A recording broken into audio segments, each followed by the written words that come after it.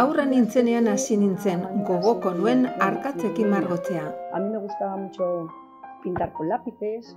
Garai haretan ez zeuden akuarelak eskoletan, baina 12 urte nituenean etxekoi eskatu nien oleo pinturak. Egia erran ez jakiteagatik eskatu nituen, zeren paisai bat margotzeko eskatu nituen jakin gabe nahazten. Kolore berdeak oso ilunak edo berdin urdinak. Neuk sentitzen nuen arabera egiten nuen. Eta gogoratzen naiz nire aita jende askorekin etortzen zela erakusteko ze kuadro egina nuen, eta ni lotsatzen nintzen.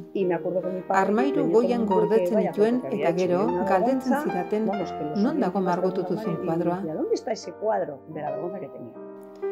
Gero alde batera utzi nuen, pentsatuz ez zela niretako. 20 urterekin berriro hasi nintzen eta orduan esperientziak izanez eta margotzeko estiloekin hasi nintzen abstrakto ez ziren gauzak egiten, paisaiak aurpegiak ere egiten dituen, baina neri gehien gustatzen zaitena, collage eta abstrakta dira. Bait ere margotzen ditut paisaiak eta figurak. Que también pinto paisajes o pinto figuras, ¿no? Hortik aurrera asko disfrutatu dut margotzen, egunerokotasunean oso garrantzitsua da niretzat.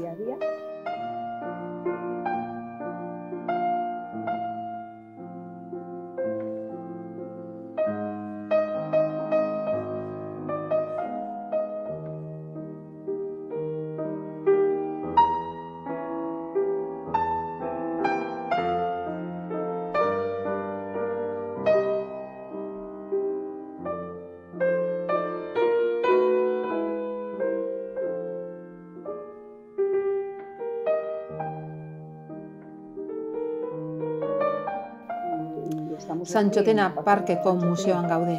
17 urte ditugu artearen ibilbidearekin.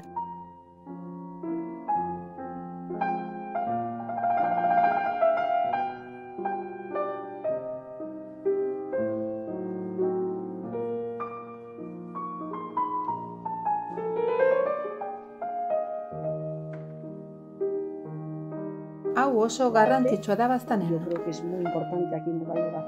Margolari asko gara eta urtean zehar egin ditugun lanak erakusteko oso ongi dago. Batzuk erakusten dute Elizondon, Arizkunenean, aretoetan edo etxe bizitza pribatuetan.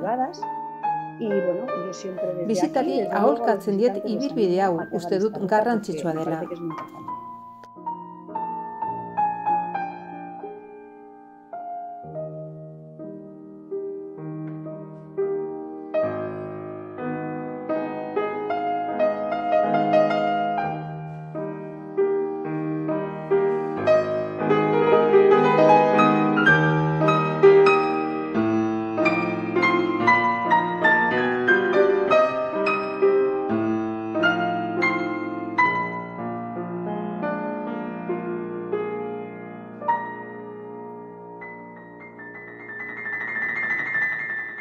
Aurten atzera begirada islatu nahi izan dut azken 17 urte hauena, zeren ibilbide honekin 17 urte daramatzago. Urte bakoitzari urte bat dagokio, 2003an hasi eta 2020an bukatu arte. Hemos empezado en el 2003 y hemos finalizado en el 2020.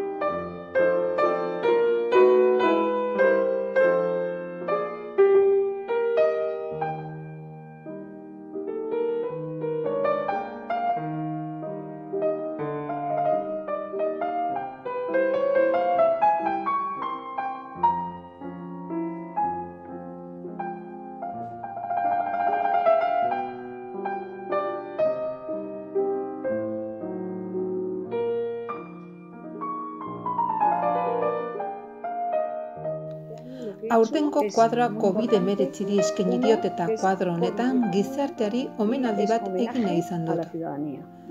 Garai zaila hauetan bakoitza jarri du bere partetik, adinekoak zaintzen, telefonoz deitzen, osasun langilei laguntzen, orokorrean denak merezi dute omenaldia. Denei eskertu behar zaie. Ez dut sektore bat bereziki omentzen, zeren denak jarri dugu gure partetik, eta horretan jarraitu behar dugu, erraten diguten aholkoa jarraituz. Hau izango zen kuadroa. Zeru urdina zeren konfinamendu osoan, zeru urdina izan da nagusi, nik pentsatzen nuen Mediterraneo nengoela. Gero daukagu birusa bera, ikusten ari gara etengabe albistetan. Lehen zatia erietxea da eta badaki gordina dela hodi bat jartzea. Baina egitan gogorra izan da hau momentu zaila bizi izan dituztenentzat. Eta zoritxarrez ezin izango dute ezer kontatu, ni orain egiten ari naizena. Y los que, por desgracia, no han llegado a comentarlo como estoy yo haciéndolo ahora. Yo, verdaderamente, es un cuadro... Kuadro honetan ilusioa islatu nahi izan dut, animo helarazi gizarte osoari, eta aurrera egiten jarraitu dezagun. Horretarako jarri ditut indarrekin bi hanka, ospitaletik irtetzen dira bizitzera, egunerokoak egitera, hori da itxaropena.